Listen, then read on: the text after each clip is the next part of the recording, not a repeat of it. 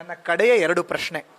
ಹಾಗಾದರೆ ಮುಂದಿನ 2 ವರ್ಷ ಹಾರ್ಡ್ ವರ್ಕ್ಗೆ ಆಲ್ಟರ್ನೇಟ್ ಇಲ್ಲ, ಶಾರ್ಟ್ ಕಟ್ಗೆ ಲಾಂಗ್ ಲೈಫ್ ಇಲ್ಲ, ಹಾರ್ಡ್ ವರ್ಕೇ ಮಾಡಬೇಕು ಡಿ ಕೆ ಶಿವಕುಮಾರ್ ಅಂತ ಹೇಳ್ತೀರಿ. ಮತ್ತೆ 5 ವರ್ಷ ಬೇಸ್ಮೆಂಟ್ ಹಾಕ್ಕೊಂಡು ಬಿಲ್ಡಿಂಗ್ ಕಟ್ಟಕ್ಕೆ ಯಾವ ಮುಖ್ಯಮಂತ್ರಿಗೂ ಶಾರ್ಟ್ ಕಟ್ ಅನ್ನೋದು ಇಲ್ಲವೇ ಇಲ್ಲ. ಲಾಂಗ್ ರನ್ನೇ ಇರಬೇಕು, ಹೈ ಜಂಪೇ ಮಾಡಬೇಕು ಅಂತೇನು ಮುಖ್ಯಮಂತ್ರಿ ಆಗಿ ಲಾಯಕ್ಕು. ನಮ್ಮ ಹುಡುಗ ಲಾಂಗ್ ಜಂಪು ಮಾಡ್ತಾನೆ, ಹೈ ಜಂಪು ಮಾಡ್ತಾನೆ, ಓಡ್ತಾನೆ, ಡ್ಯಾನ್ಸ್ ಮಾಡ್ತಾನೆ, ಎಲ್ಲ ಮಾಡ್ತಾನೆ. ಅವನು ಏನು ಮಾಡೋಕ್ಕೂ ಸಾಮರ್ಥ್ಯ ಇದೆ. ಸಮರ್ಥನಾದ ಒಂದು ಪುರುಷ ಅವನು. ಖಂಡಿತವಾಗಲೂ ಈ ನಾಡಿಗೆ ಒಳ್ಳೇದಾಗುತ್ತೆ.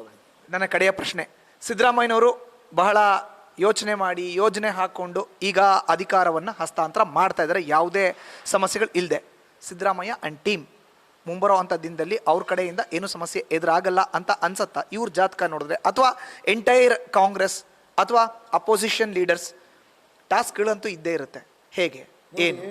ಸಾಮಾನ್ಯವಾಗಿ ಒಂದು ಮನೆ ಅಣ್ಣ ತಮ್ಮಂದರಿಗೆ ಬೇಕಾದಷ್ಟು ಒಳೊಳಗೆ ಒಳಜಗಳಾಗಿ ಸಂಸಾರ ಒಡೆದೋಗಿ ಅದು ಕೆಟ್ಟಿರೋದು ನೀವು ನೋಡಿದ್ದೀರ ಆಗಲೇ. ಇದು ಒಂದು ದೊಡ್ಡ ಸಂಪುಟ. ಇಲ್ಲೂ ಕೂಡ ಬೇಕಾದವರು ಬೇಡದವರು ಇರ್ತಾರೆ, ಸಿಗದೇ ಇದ್ದವರು ಗಲಾಟೆ ಮಾಡ್ತಾರೆ, ಸಿಕ್ಕವರು ಇನ್ನೇನೇ ಬೇಕಾಗಿತ್ತು ಅಂತಾರೆ. ಇದೆಲ್ಲ ಸರ್ವೇ ಸಾಮಾನ್ಯ. ಆ ಪರಿಸ್ಥಿತಿ ನಿಭಾಯಿಸೋಕ್ಕೆ ಯೋಗ್ಯತೆ ಇದೆ, ಶಕ್ತಿ ಇದೆ. ಎಲ್ಲಕ್ಕಿಂತ ಅವನ ರಾಜಕಾರಣದ ಮೂಲಗಳು ಕೃಷ್ಣ ಅವರು.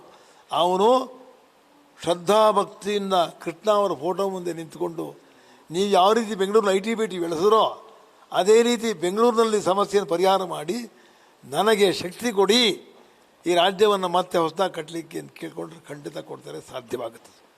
ಥ್ಯಾಂಕ್ ಯು ಸರ್, ಇಷ್ಟೊತ್ತು ನಮ್ಮ ಜೊತೆ ಮಾತನಾಡಿದ್ದಕ್ಕೆ. ಇದು ಒಟ್ಟಾರೆ ದ್ವಾರಕಾನಾಥ ಗುರೂಜಿ ಅವರ ಮಾತುಗಳು. ಕ್ಯಾಮ್ರಾ ಪರ್ಸನ್ ಅಶ್ವಥ್ ಜೊತೆ Madhusudan, news first Kannada, Bengaluru. News first ನಿರ್ಭೀತಿಯಿಂದ ನಿಮ್ಮ ಪರವಾಗಿ.